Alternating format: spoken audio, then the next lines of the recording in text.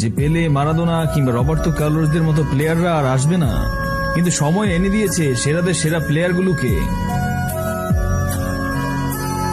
এসেছে Ronaldinho, David Beckham, Zinedine জিদানরা।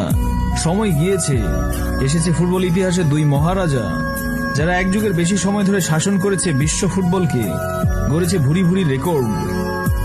কারো ডান পা কিংবা কারো বা পায়ের জাদু দেখার জন্য কত রাত না ঘুমিয়ে কাটিয়ে দিয়েছে ফুটবল ভক্তরা, যাদের খেলার ক্ষিপ্রতা, গোল করার ক্ষুধা, তীব্র আকাঙ্ক্ষার চেষ্টা নিয়ে এসেছে রেকর্ডের বুকে।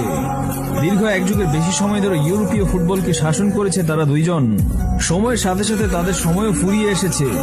দুজনেই এখন ইউরোপ ছেড়ে পাড়ি জমিয়েছেন দুই মহাদেশে।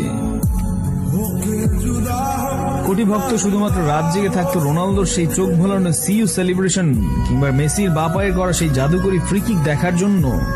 তাদের খেলা গোটা একটা জেনারেশনকে বাধ্য করেছে রাত জেগে থাকার জন্য। একটা মানুষের